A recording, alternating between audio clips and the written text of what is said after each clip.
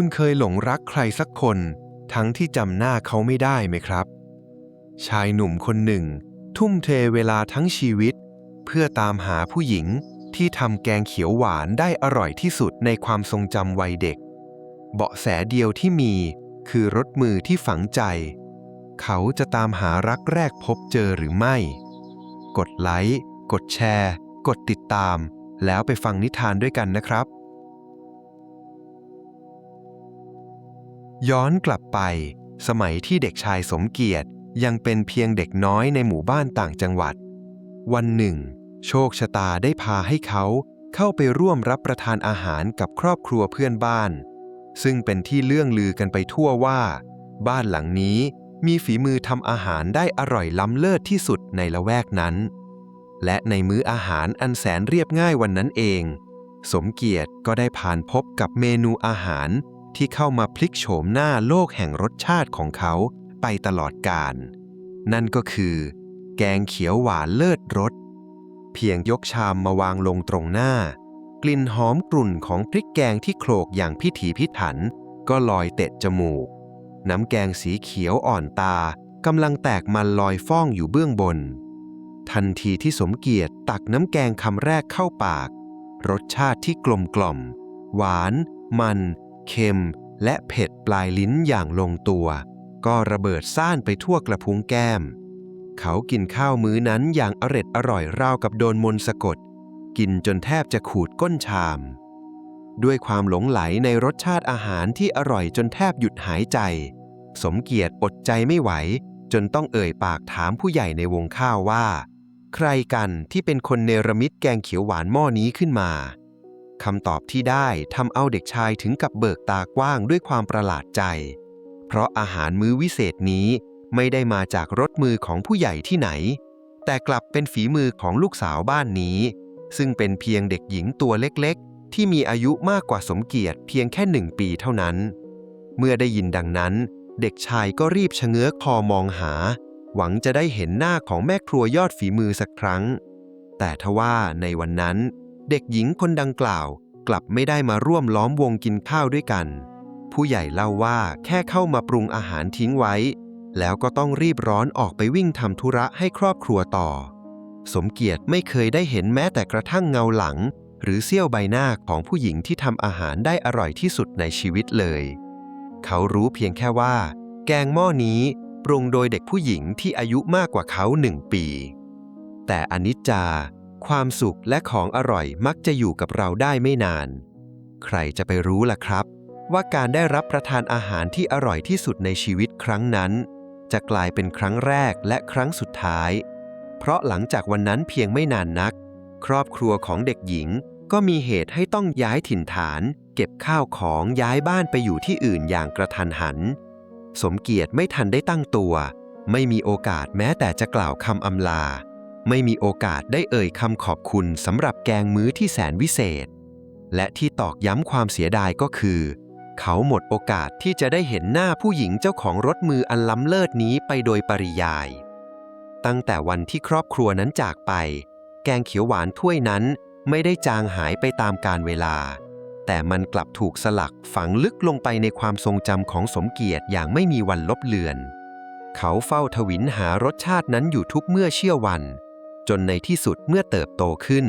ชายหนุ่มก็ได้ตั้งปณิธานกับตัวเองอย่างแน่วแน่ว่าไม่ว่าหนทางข้างหน้าจะยากลำบากสักแค่ไหนหรือต้องใช้เวลาทั้งชีวิตที่เหลืออยู่เขาก็จะต้องตามหาผู้หญิงคนนี้ให้พบให้จงได้แต่ทว่าท่ามกลางโลกที่กว้างใหญ่นี้เบาะแสเดียวที่เขามีติดตัวคือเรื่องของอายุที่ห่างกันเพียง1 ปีและรสชาติของแกงเขียวหวานที่ตราตรึงอยู่ที่ปลายลิ้นเท่านั้นสิ่งเหล่านี้จะนำพาเขาไปเริ่มต้นการค้นหาจากจุดไหนกันแน่วันเวลาแห่งวัยเยาว์ได้ล่วงเลยผ่านพ้นไปอย่างรวดเร็วราวกับสายลมพัดการเวลาก็พัดพาให้เด็กชายตัวน้อยในวันวานเติบโตขึ้นตามวัยหมุนเปลี่ยนเวียนผ่านไปจนบัดนี้สมเกียรติได้ก้าวเข้าสู่วัยผู้ใหญ่เต็มตัวกลายเป็นหนุ่มใหญ่วัย28 ปีบริบูรณ์เขาไม่ใช่เด็กชายชาวบ้านในต่างจังหวัดอีกต่อไปแล้ว ด้วยความมุ่งมั่นในการสร้างเนื้อสร้างตัว สมเกียรติได้ย้ายถิ่นฐานเข้ามาใช้ชีวิตและทำงานในเมืองหลวงที่เต็มไปด้วยแสงสี เขาประสบความสำเร็จอย่างงดงาม มีหน้าที่การงานที่มั่นคง มีบ้านหลังใหญ่โต และมีทรัพย์สินเงินทองมากมาย เรียกได้ว่าเป็นเศรษฐีหนุ่มที่มีชีวิตเพียบพร้อมในสายตาคนทั่วไปทว่าลึกๆลงไปในจิตใจของเขานั้นกลับมีเพียงช่องโหว่ขนาดใหญ่ที่รอคอยการเติมเต็มจากใครบางคนในอดีตเท่านั้น แม้จะมีเงินทองมากมายจนแทบจะใช้ไม่หมด แต่สมเกียรติกลับไม่ได้ใช้จ่ายไปกับความหรูหราฟุ่มเฟือย เขาเลือกที่จะทุ่มเททรัพยากรทั้งหมดทั้งเงินจำนวนมหาศาลและเวลาว่างทุกวินาทีที่มีนำไปใช้กับภารกิจเดียวที่ฝังรากลึกอยู่ในหัวใจมาเนิ่นนานนั่นคือการออกตระเวนตามหารสชาติแห่งความทรงจำเขาเดินทางไปทั่วทุกสารทิศร้านอาหารร้านไหนที่ใครต่อใครต่างพากันยกนิ้วให้ว่าดังระดับประเทศหรือร้านระดับตำนานที่ซ่อนตัวอยู่เขาไม่เคยพลาดที่จะตามไปพิสูจน์รสชาติถึงที่ไม่ว่าหนทางจะไกลแค่ไหนเขาก็ยอมยิ่งไปกว่านั้นด้วยฐานะที่มั่งคั่งสมเกียรติยังยอมทุ่มเงินก้อนโตเพื่อว่าจ้างแม่ครัวระดับปรมาจารย์หรือเชฟหญิงฝีมือดีที่ช่ำชองเรื่องอาหารให้มาทำเมนูแกงเขียวหวานให้เขาชิมเป็นการส่วนตัวถึงในบ้านเพียงเพื่อหวังจะได้สัมผัสกับรสมือที่คุ้นเคยอีกครั้งแต่แล้วความคาดหวังก็มักจะสวนทางกับความเป็นจริงเสมอไม่ว่าแม่ครัวเหล่านั้นจะรังสรรค์เมนูออกมาได้วิจิตรบรรจงเพียงใดไม่ว่าใครจะการันตีและยกย่องว่ารสชาติแกงถ้วยนั้นอร่อยเลิศเลอประหนึ่งอาหารทิพย์จากสวรรค์ก็ตามทว่าเมื่อช้อนแกงถูกส่งเข้าปากของสมเกียรติทุกอย่างกลับว่างเปล่ามันอาจจะอร่อยในแบบฉบับของมันแต่มันไม่ใช่รสชาติเหล่านั้นไม่อาจเทียบเคียงหรือแม้แต่จะเฉียดใกล้รสชาติของแกงเขียวหวานฝีมือเด็กหญิงตัวน้อยที่ตราตรึงอยู่ในก้นบึ้งของหัวใจเขาได้เลยแม้แต่นิดเดียวขาดความกลมกล่อม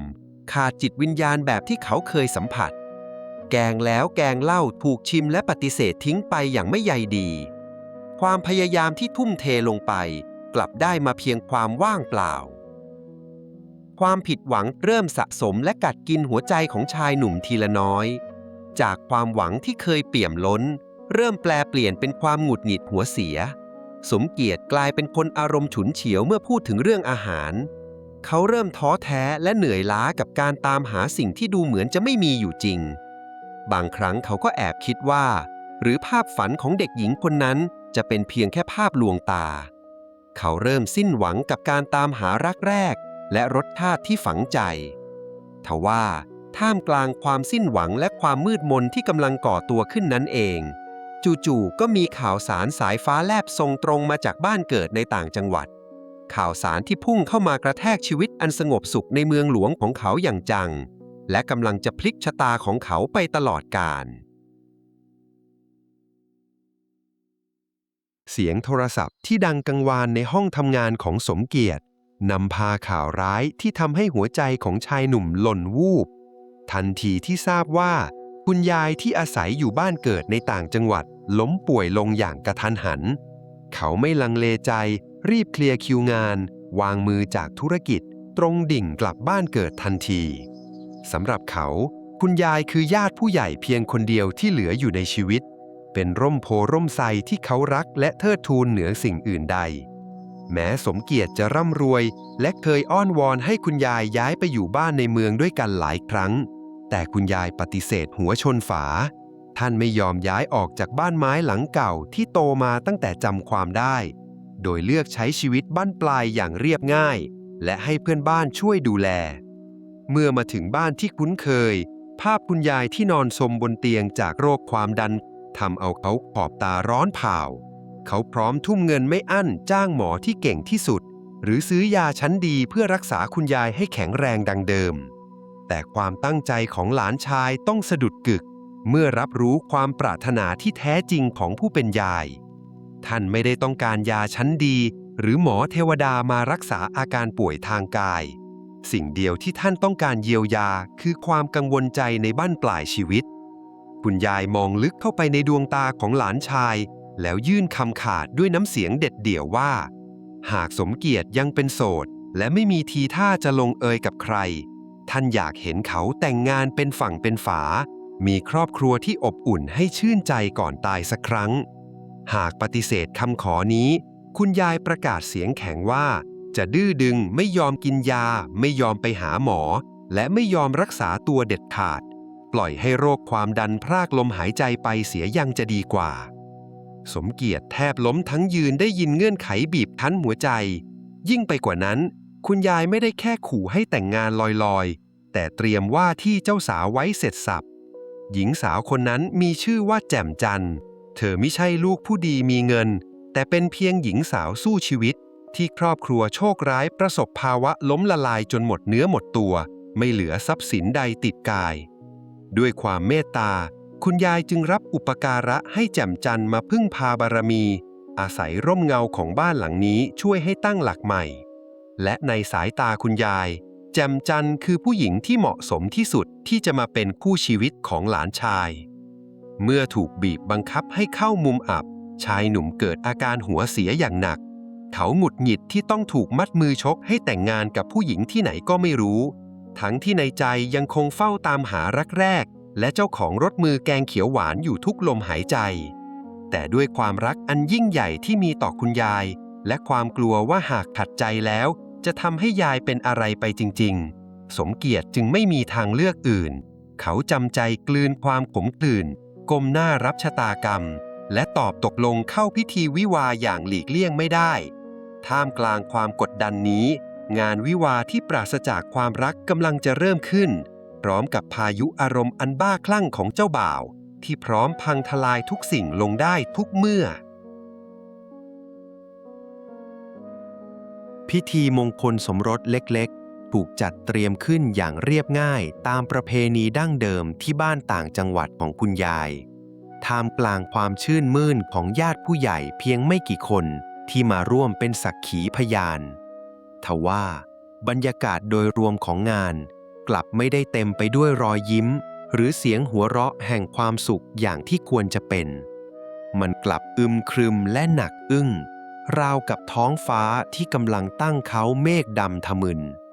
พายุลูกใหญ่พร้อมจะโหมกระหน่ำลงมาได้ทุกเมื่อต้นเหตุของความอึดอัดใจทั้งหมดนั้นไม่ได้มาจากใครที่ไหนแต่มาจากตัวของเจ้าบ่าวอย่างสมเกียรตินั่นเองชายหนุ่มผู้ถูกมัดมือชกให้เข้าพิธีวิวานั่งหน้าหงิกงอคิ้วขมวดเข้าหากันจนแทบจะผูกเป็นปมเขาแผ่รังสีอำมหิตและความไม่พอใจออกมาอย่างรุนแรงแผ่ซ่านไปกระทบทั้งตัวเจ้าสาวอย่างแจ่มจันทร์และแขกเรือทุกคนที่มาร่วมงานเขาไม่สนใจที่จะปั้นหน้ายิ้มแย้มไม่แยแสที่จะรักษามารยาททางสังคมและไม่สนหน้าอินหน้าพรหมที่ไหนทั้งสิ้นไม่ว่าใครจะเข้ามาอวยพรเขาก็ทำเพียงแค่พยักหน้ารับส่งด้วยแววตาที่เย็นชาและดุดันราวกับเสือที่กำลังหงุดหงิดทำให้งานแต่งกลับกลายเป็นงานที่ทุกคนต่างพากันหายใจไม่ทั่วท้องและอยากจะรีบกลับบ้านไปให้พ้นจากสถานการณ์อันแสนตึงเครียดนี้จนกระทั่งเมื่อแสงตะวันลับขอบฟ้าพิธีการทุกอย่างเสร็จสิ้นลงนั่นคือการส่งตัวบ่าวสาวเข้าหอเมื่อประตูหอถูกปิดลงและเหลือเพียงแค่คน2 คนสมเกียรติก็ไม่รอช้าที่จะทำลายความเงียบงันเขาหันขวับไปหาแจ่มจันทร์หญิงสาวที่เพิ่งจะได้ชื่อว่าภรรยาหมาดๆแล้วประกาศกล้าวด้วยน้ำเสียงที่เด็ดขาดชายหนุ่มบอกกับเธออย่างตรงไปตรงมาว่าการแต่งงานครั้งนี้เป็นเพียงแค่ละครฉากหนึ่งที่เขาจำใจต้องเล่นเพื่อแลกกับความสบายใจและการยอมรักษาตัวของคุณยายเท่านั้นเขาไม่ได้มีความรู้สึกรักใคร่ใยดีอะไรในตัวเธอเลยแม้แต่น้อยและที่สำคัญที่สุดเขามีผู้หญิงในดวงใจที่เขารอคอยและเฝ้าตามหามาตลอดชีวิตอยู่แล้วสมเกียรติจ้องลึกเข้าไปในดวงตาของแจ่มจันทร์พร้อมกับยื่นเงื่อนไขอันแสนโหดร้ายว่าหากวันใดวันหนึ่งข้างหน้าเขาเกิดตามหาผู้หญิงคนนั้นจนเจอสัญญาการแต่งงานจอมปลอมและทะเบียนสมรสที่เพิ่งจะจดกันไปในวันนี้จะต้องเป็นอันสิ้นสุดลงและถือเป็นโมฆะในทันทีเธอจะต้องอย่าขาดจากเขา และเก็บข้าวของออกไปจากชีวิตของเขาโดยไม่มีข้อแม้ใดๆทั้งสิ้นเขาคิดว่าคำพูดที่แสนเย็นชาและบาดลึกถึงหัวใจเช่นนี้จะต้องทำให้หญิงสาวต้องรู้สึกหวาดกลัวเจ็บปวดหรือไม่ก็ต้องร้องไห้ฟูมฟายออกมาอย่างแน่นอนแต่ทว่าสิ่งที่สมเกียรติคิดกลับผิดคาดไปเสียหมดแทนที่จะทำให้เจ้าสาวหวาดกลัวจนตัวสั่นหรือร้องขอความเห็นใจแจ่มจันทร์กลับหัวเราะออกมาเบาๆเธอเบ้ปากทำสีหน้ายียวนกวนประสาทและใช้สายตามองล้อเลียนเขาบ่งบอกชัดเจนว่าเธอมองคำประกาศกล้าวของเขาเป็นแค่เรื่องตลกไร้สาระท่าทีที่ไม่สะทกสะท้านแถมยังเชิดหน้าท้าทายนี้ทำเอาสมเกียรติถึงกับชะงักและหน้าเสียผู้หญิงคนนี้กล้าดีอะไรถึงไม่เกรงกลัวเขาเลยและท่าทีเย้ยหยันนี้จะนำพาสงครามประสาทรูปแบบไหนมาสู่ชีวิตผู้จอมปลอมของเขากันแน่การใช้ชีวิตคู่ใต้ชายคาเดียวกันในฐานะสามีภรรยาเริ่มต้นขึ้นอย่างเป็นทางการเมื่อทั้งสองต้องย้ายเข้ามาตกระกำลำบากในบ้านหลังใหญ่โตโออากลางเมืองหลวงแน่นอนว่าแจมจันทร์ไม่ได้หวังจะมานั่งงอมืองอเท้า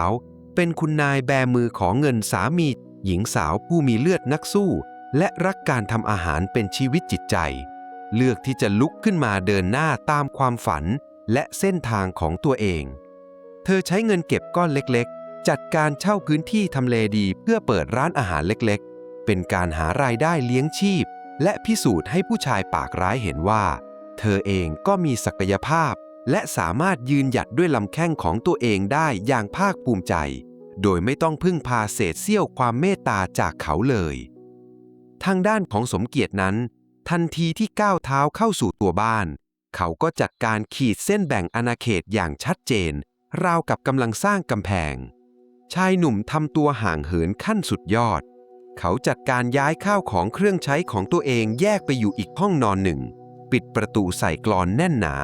และใช้ชีวิตอยู่ร่วมกับเธอราวกับเป็นเพียงคนแปลกหน้าที่บังเอิญมาเช่าบ้านอยู่ร่วมกันเท่านั้นมิหนำซ้ำเขายังเชิดหน้าประกาศจุดยืนและตั้งกฎเหล็กของการอยู่ร่วมกันอย่างชัดเจนว่านับตั้งแต่วินาทีนี้เป็นต้นไปชีวิตของพวกเขาทั้งสองต่างคนต่างอยู่ห้ามก้าวก่ายเรื่องส่วนตัวห้ามยุ่งเกี่ยววุ่นวายและห้ามล้ำเส้นกันโดยเด็ดขาดทว่าท่ามกลางบรรยากาศความเย็นชาที่ก่อตัวขึ้นภายในบ้านกลับมีสิ่งหนึ่งที่คอยเย้ายวนประสาทสัมผัสและท้าทายความอดทนของมหาเศรษฐีหนุ่มอยู่ทุกเมื่อชั่ววันนั่นก็คือหญิงสาวมักจะตื่นแต่เช้าตรู่มาเข้าครัวรังสรรค์เมนูอาหารคาวหวานสารพัดชนิดกลิ่นหอมฟุ้งกระจายของเครื่องเทศและพริกแกงลอยตลบอบอวนไปทั่วทั้งบ้านทะลุทะลวงเข้าไปถึงหน้าประตูห้องนอนของคนขี้เก๊กเธอมักจะจัดแจงตักกับข้าวใส่ปิ่นโตนำไปแจกจ่ายและผูกมิตรกับเพื่อนบ้านในละแวกนั้นอย่างยิ้มแย้มแจ่มใสจนใครๆต่างก็รักใคร่เอ็นดูทว่าความใจดีและอาหารอันโอชะเหล่านั้นกลับไม่เคยมีวี่แววว่าจะเผื่อแผ่มาถึงโต๊ะอาหารของสามีผู้เอาแต่ตีหน้ายักษ์และแผ่รังสีอำมหิตใส่เธอเลยแม้แต่คำเดียวสำหรับแจมจันทร์แล้วสมเกียรติไม่ใช่สามีไม่ใช่ผู้นำครอบครัวและไม่ใช่คนที่เธอจะต้องมาคอยเอาอกเอาใจในความคิดของหญิงสาวผู้ชายคนนี้คือมนุษย์เพียงคนเดียวในโลกที่เธออยากจะเงื้อกระบวยอันใหญ่ๆในมือแล้วฟาดเขาที่แสกหน้าให้รู้แล้วรู้รอดมากกว่าที่จะยอมทำกับข้าวให้เขากินเพื่อประทังความหิวเสียอีกทุกครั้งที่เขาเดินผ่านห้องครัวแล้วแอบเธอจะทำเป็นหูทวนลมและร้องเพลงอย่างอารมณ์ดีปล่อยให้คนฟอร์มจัดไปหาข้าวกินนอกบ้านเอาเองบรรยากาศในบ้านหลังงามจึงเต็มไปด้วยความตึงเครียดปนตลกร้ายท่าทีเย่อหยิ่งของสมเกียรติผสมกับฝีปากคมกริบของแจ่มจันทร์กำลังก่อตัวเป็นสมรภูมิรบขนาดย่อมที่ไม่มีใครยอมใครสงครามประสาทภายใต้ชายคาเดียวกันเพิ่งจะเริ่มต้นและมันกำลังจะกลายเป็นระเบิดเวลาที่รอวันปะทุความอดทนอดกลั้นของคนสองคนที่ต้องมาทนใช้ชีวิตอยู่ใต้ชายคาเดียวกันเริ่มหดหายและลดต่ำลงเรื่อยๆราวกับน้ำในโอ่งที่รั่วซึมจากที่เคยตั้งป้อมต่างคนต่างอยู่ และพยายามหลีกเลี่ยงการเผชิญหน้ากันให้มากที่สุดทว่าพื้นที่ในบ้านหลังใหญ่ก็ดูเหมือนจะคับแคบลงไปถนัดตาเมื่อคนทั้งคู่ต้องโคจรมาพบเจอกันในที่สุดห้องนั่งเล่นที่ควรจะเป็นมุมพักผ่อนหย่อนใจกลายสภาพเป็นลานประลองฝีปากขนาดย่อมๆให้ทั้งสองได้ปะทะคารมกันอยู่บ่อยครั้งเสียงถกเถียงกันด้วยถ้อยคำที่ไม่มีใครยอมใครดังลั่นข้ามกำแพงบ้านจนแทบจะกลายเป็นเรื่องชินชาสำหรับเพื่อนบ้านละแวกนั้นไปเสียแล้วแจ่มจันทร์ผู้ไม่เคยยอมลงให้ใครมักจะเปิดฉากโจมตีด้วยการพูดจาถากถางและเยาะเย้ยความฝันอันแสนจะเลื่อนลอยของสามีจอมหยิ่งเธอหัวเราะร่วนพลางจิกกัดเรื่องการตามหาผู้หญิงปริศนาในอดีตเป็นเพียงแค่ความฝันลมๆแล้งๆไร้สาระสิ้นดีผู้หญิงที่เขาหลงไหลคลั่งไคล้หนักหนากลับเป็นเพียงแค่เงาที่ไม่มีแม้แต่หน้าตาให้จดจำไม่มีชื่อเสียงเรียงนามให้สืบค้นมีเพียงแค่รสชาติแกงที่ติดอยู่ปลายลิ้นและการมโนไปเองฝ่ายเดียวหญิงสาวมักจะตอกย้ำด้วยรอยยิ้มเย้ยหยันว่าชาตินี้ทั้งชาติเขาก็คงไม่มีทางหาคนนั้นเจอหรอกสู้เอาเวลาไปทำงานทำการยังจะดีเสียกว่าสุดท้ายก็คงได้แต่กอดทะเบียนสมรสหลอกๆกับเธอไปจนแก่เฒ่าตายจากกันไปข้างหนึ่งแน่นอนว่าคนทิฐิสูงและไม่ยอมคนอย่างสมเกียรติเองก็ไม่มีทางยอมแพ้และปล่อยให้เธอมาลูบคมอยู่ฝ่ายเดียวชายหนุ่มงัดเอาสารพัดถ้อยคำมาสวนกลับด้วยประโยคเชื่อดเฉือนที่เจ็บแสบไม่แพ้กันเขาโจมตีกลับไปถึงความปากเจ็บและฝีปากที่คมกริบราวกับกรรไกรของแจ่มจันทร์ว่าผู้หญิงที่ปากพอเลาะร้ายและไม่มีความอ่อนหวานเอาเสียเลยแบบนี้ต่อให้มีความสามารถทำกับข้าวอร่อยเลิศเลอเทียบเท่าแม่ครัวหัวป่าแค่ไหนก็คงไม่มีผู้ชายหน้าไหนอยากจะเอาไปทำพันหรือทนร่วมหอลงโรงด้วยนานๆหรอกคำด่าทอที่สาดใส่กันไปมาราวกับสาดน้ำมันเข้ากองไฟทำเอาบรรยากาศภายในบ้านแทบลุกเป็นไฟการหยุมหัวกันทางคำพูดและการเถียงกันชนิดตาต่อตาฟันต่อฟันกลายเป็นกิจวัตรประจำวันที่ขาดไม่ได้ของคู่สามีภรรยาคู่นี้ไปเสียแล้ววันไหนที่ไม่ได้จิกกัดหรือไม่ได้ต่อปากต่อคำกันวันนั้นพวกเขาก็แทบจะกินไม่ได้นอนไม่หลับมันกลายเป็นความเคยชินอันแสนประหลาดที่หล่อหลอมให้พวกเขากลายเป็นคู่กัดที่สมน้ำสมเนื้อที่สุดเขาและเธอต่างผลัดกันรุกและผลัดกันรับในสมรภูมิทางอารมณ์นี้อย่างไม่มีใครยอมอ่อนข้อให้ใคร2 ปีเต็มๆที่การเวลาล่วงเลยผ่านไปกับการใช้ชีวิตคู่ร่วมกันมาแบบไม้เบื่อไม้เมาที่ไม่เคยมีวันไหนเลยที่จะสงบสุขแต่แล้วความอดทนของมนุษย์เราก็ย่อมมีขีดจำกัดฟางเส้นสุดท้ายที่คอยค้ำจุนความรู้สึกของสมเกียรติก็เดินทางมาถึงจุดที่ขาดสะบั้นลงอย่างไม่อาจยื้อไว้ได้อีกต่อไปตัวเลขบนอายุของสมเกียรติก็เวียนมาบรรจบที่วัย30 ปีบริบูรณ์อย่างเต็มตัววัยที่ควรจะมีความมั่นคงกลับกลายเป็นจุดที่ทำให้ชายหนุ่มต้องหันกลับมาทบทวนความจริงอันโหดร้ายความมุ่งมั่นที่เคยเป็นเชื้อไฟในการตามหารักแรกและรสมือแกงเขียวหวานในความทรงจำบัดนี้เริ่มเจือจางและแผ่วเบาลงสิ่งที่ตนเองพลิกแผ่นดินตามหามาเนิ่นนานนั้นบางทีอาจจะไม่มีอยู่จริงบนโลกใบนี้ภาพฝันของเด็กหญิงปริศนาและรสชาติอาหารที่ตราตรึงเป็นเพียงแค่ภาพลวงตาที่หลอกล่อตัวเองไปวันๆความหวังที่สว่างไสวริบหรี่ลงจนแทบดับมอดทิ้งไว้เพียงความเหนื่อยล้าที่เกาะกินลึกถึงกระดูกเพื่อหลบหนีจากความจริงอันเจ็บปวดที่กำลังกรีดแทงหัวใจสมเกียรติทิ้งมาดนักธุรกิจหนุ่มผู้เย่อหยิ่งหันไปพึ่งพาน้ำเมาเพื่อดับความฟุ้งซ่านเขาพาร่างกายและจิตใจที่บอบช้ำออกไปดื่มเหล้าอย่างบ้าคลั่งสาดดีกรีความแรงเข้าคอแก้วแล้วแก้วเหล้าราวกับคนขาดสติค่ำคืนนั้นจบลงด้วยสภาพที่เมามายไร้สติสัมปชัญญะเมาเละเทะจนเรียกได้ว่าเมาเป็นหมาเขากระเสือกกระสนพาร่างอันโงนเงียนกลับมาถึงบ้านในยามวิกาลด้วยสภาพยับเยินเสื้อผ้าหลุดลุ่ยเปรอะเปื้อนล้มพับกองอยู่กับพื้นห้องนั่งเล่นอย่างหมดสภาพเสียงตึงตังที่หน้าประตูปลุกให้แจ่มจันทร์ต้องงัวเงียตื่นขึ้นมาดู ทันทีที่หญิงสาวเปิดไฟและเห็นสภาพของสามีในนามความรู้สึกภายในใจของเธอก็เกิดการต่อสู้กันอย่างหนักหน่วงใจหนึ่งนึกสมเพชเวทนาในความดื้อรั้นหัวชนฝาของผู้ชายคนนี้ที่ยอมแลกทุกอย่างเพื่อไขว่คว้าเงาอากาศจนต้องตกอยู่ในสภาพหน้าอดสูแต่อีกใจหนึ่งเมื่อเห็นใบหน้าที่เคยหยิ่งพยองกลับเปื้อนไปด้วยความเจ็บปวดก็อดที่จะรู้สึกสงสารคนแตกสลายไม่ได้สุดท้ายหญิงสาวก็ถอนหายใจเฮือกใหญ่ยอมละทิ้งทิฐิชั่วคราวนำผ้าชุบน้ำมาคอยเช็ดเนื้อเช็ดตัวทำความสะอาดและเปลี่ยนเสื้อผ้าดูแลเขาอย่างทุลักทุเลตามหน้าที่ของภรรยาแสงตะวันยามเช้าสาดส่องลอดผ่านผ้าม่านพร้อมกับความทรมานที่จู่โจมร่างกายนับตั้งแต่วินาทีแรกที่สมเกียรติรู้สึกตัวตื่นชายหนุ่มพยายามขยับตัวแต่กลับต้องนิ่วหน้าด้วยความเจ็บปวดอาการปวดหัวอย่างรุนแรงแล่นพล่านโลกทั้งใบหมุนคว้างร่างกายหนักอึ้งและปวดเมื่อยร้าวไปทุกสัดส่วนอ่อนล้าหมดเรี่ยวแรงประหนึ่งทหารกล้าที่เพิ่งผ่านพ้นการต่อสู้อย่างดุเดือดในสมรภูมิรบ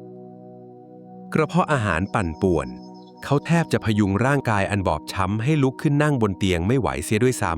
ำด้วยความมึนงงที่ตกค้างอยู่ในระบบประสาทประกอบกับสภาพร่างกายและจิตใจที่อ่อนแอถึงขีดสุดจนกำแพงความเย่อหยิ่งพังทลายลงมาจนหมดสิ้นสมเกียรติที่ไร้เรี่ยวแรงจะต่อปากต่อคำกับใครได้เงยหน้าขึ้นสบตากับแจ่มจันทร์ที่ยืนกอดอกมองเขาอยู่เงียบๆและในเสี้ยววินาทีที่ความอ่อนแอเข้าครอบงำนั่นเองริมฝีปากที่แห้งผากของเขาก็เผลอขยับและหลุดปากเอ่ยขอร้องสิ่งหนึ่งออกมาจากภรรยาปากร้ายเป็นเพียงประโยคสั้นๆแสนธรรมดาทว่าสิ่งนั้นกำลังจะเป็นกุญแจดอกสำคัญพลิกผันโชคชะตาและเปลี่ยนแปลงชีวิตของพวกเขาทั้งสองไปตลอดกาล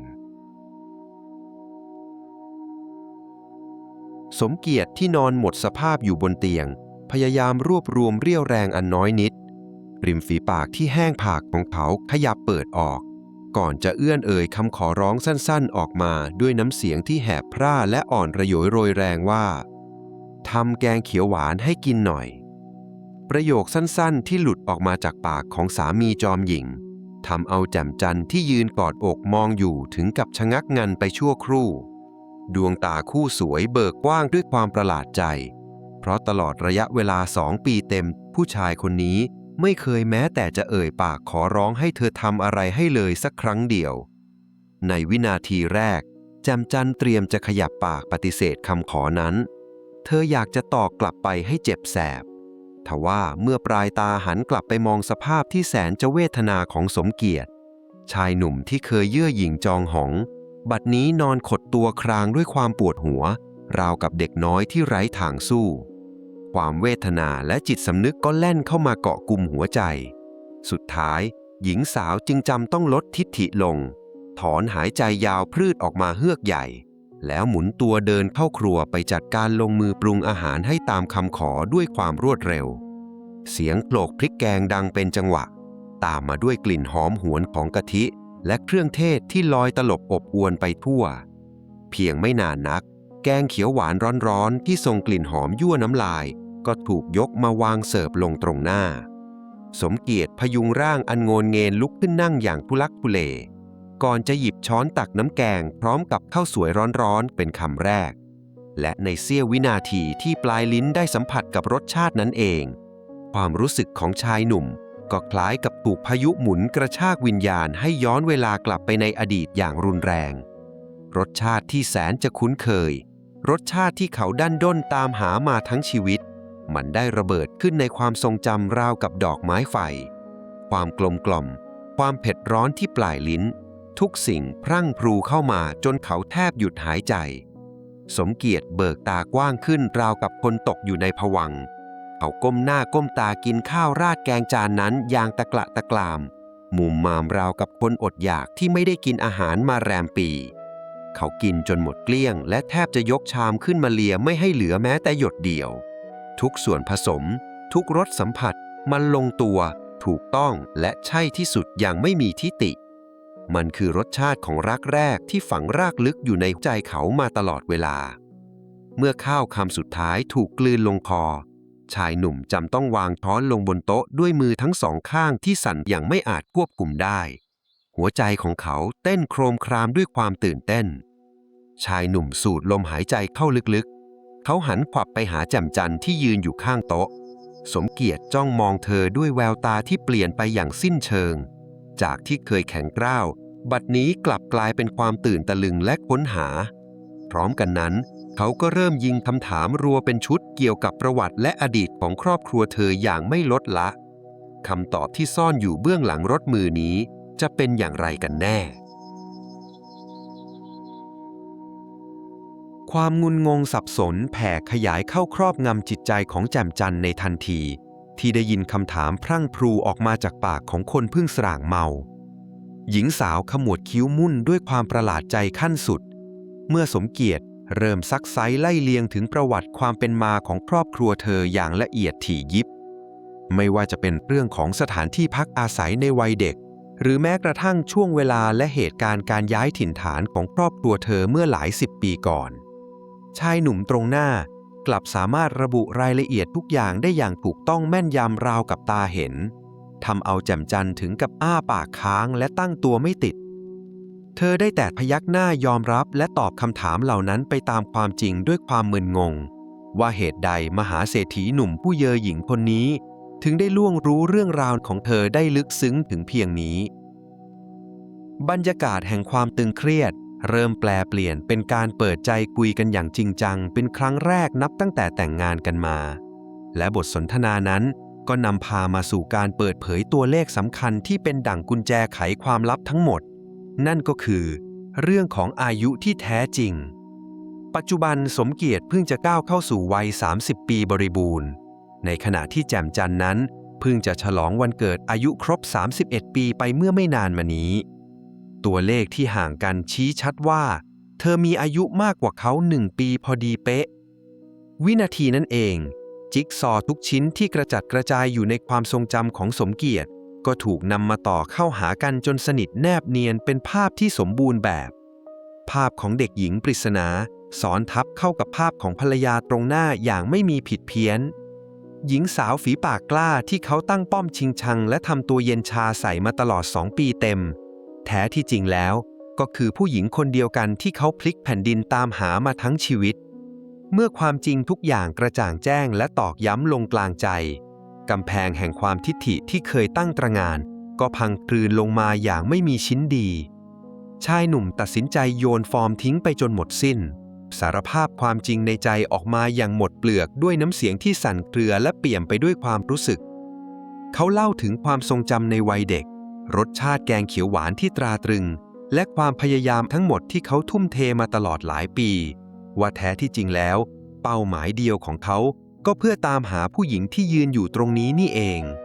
และพรหมลิขิตได้พารักแรกของเขามาอยู่ในบ้านหลังเดียวกันตั้งนานแล้วเมื่อโชคชะตากลับเล่นตลกปันแต่งสถานการณ์ให้เขากลายเป็นสามีปากร้ายที่คอยด่าทอและผลักไสรักแรกของตัวเองมาตลอดระยะเวลา2 ปีเต็มสร้างบาดแผลและความหมั่นไส้เอาไว้เสียมากมายก่ายกองแล้วแบบนี้จะต้องงัดไม้เด็ดข้อไหนหรือใช้กลยุทธ์อะไรมาใช้เพื่อขอโอกาสเริ่มต้นใหม่และตามจีบภรรยาที่ถูกต้องตามกฎหมายของตัวเองอย่างไรดีในเมื่อตอนนี้แม่ยอดยาหยีที่เขาตามหากำลังยืนกอดอกแน่นปลายตามองเขาด้วยสายตาที่พร้อมจะเชื่อดเฉือนอยู่รอมร่อแทนที่บรรยากาศจะอบอวลไปด้วยความโรแมนติกทว่าบททดสอบในชีวิตจริงกลับเริ่มต้นขึ้นอย่างเจ็บแสบเมื่อแจ่มจันทร์ไม่ได้สวมบทบาทเป็นนางเอกที่พร้อมให้อภัยในทันทีหญิงสาวเลือกที่จะเท้าเอวชี้หน้าจิกหัวด่าสามีตัวแสบเธอทวงคืนความยุติธรรมให้กับตัวเองอย่างถึงพริกถึงขิงโทษฐานที่ตลอดระยะเวลา2 ปีผู้ชายคนนี้เอาแต่ทำตัวเย่อหยิ่งจองหองปากคอเราะร้ายและคอยพูดจาถากถางใส่เธอมาตลอดทั้งที่เธอคือคนที่เขาตามหาแท้ๆงานนี้มหาเศรษฐีหนุ่มจึงผูกเทศนาชุดใหญ่จนหน้าเจือนสนิทแทบจะแทรกแผ่นดินหนีเมื่อสถานการณ์พลิกผันสมเกียรติจึงไม่มีทางเลือกอื่นใดนอกจากต้องยอมกลืนน้ำลายตัวเองก้อนใหญ่ แล้วเริ่มต้นเดินหน้าง้อขอคืนดีอย่างเต็มกำลังชายหนุ่มเปลี่ยนโหมดจากสามีจอมเย็นชากลายมาเป็นพ่อบ้านใจกล้าที่คอยตามจีบภรรยาที่ถูกต้องตามกฎหมายของตัวเองอย่างสุดความสามารถไม่ว่าแจมจันจะแกล้งใช้งานหนักหนาสาหัสแค่ไหนจะสั่งให้ทำความสะอาดบ้านหรือเป็นลูกมือคอยโขลกพริกแกงเขาก็ยินดีทำให้อย่างกระตือรือร้นไม่มีปริปากบ่นแม้แต่ครึ่งคำเพื่อพิสูจน์ความจริงใจทั้งหมดที่มีระยะเวลา1 ปีเต็มการพิสูจน์ตัวเองด้วยความอดทนและเสมอต้นเสมอปลายในที่สุดแจมจันที่เคยตั้งกำแพงสูงเริ่มใจอ่อนยวบให้กับความรักที่เขามอบให้เธอสัมผัสได้ถึงความเปลี่ยนแปลงและยอมรับความพยายามของเขาสุดท้ายหญิงสาวจึงยอมเปิดใจลดละความโกรธเคืองและยอมรับผู้ชายคนนี้เข้ามาเป็นสามีอย่างเต็มหัวใจสิ้นสุดสถานะคู่กัดกลายมาเป็นคู่รักที่หวานชื่นที่สุดเมื่อทุกอย่างลงตัวสมเกียรติไม่รอช้าเดินทางกลับไปกราบคุณยายที่ต่างจังหวัดทันทีที่พบหน้าผู้เป็นยาย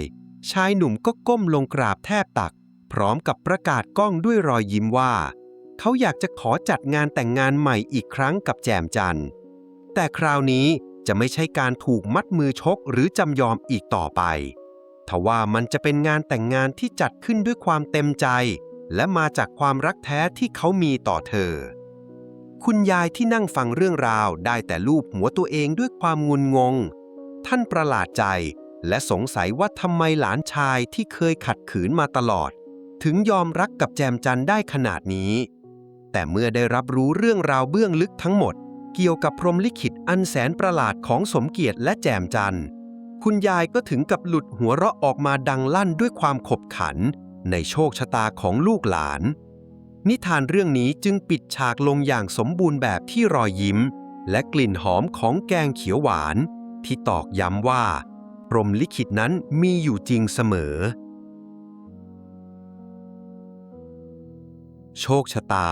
มักมีวิธีนำพาคนที่ใช่มาพบเราในรูปแบบที่คาดไม่ถึงครับอย่าปล่อยให้ความตั้งแง่มาบังตาเพราะรักแท้ที่เราตามหาอาจจะซ่อนอยู่ในความธรรมดาที่เราคุ้นเคยขอบคุณที่รับฟังนิทานเรื่องนี้ด้วยกันนะครับ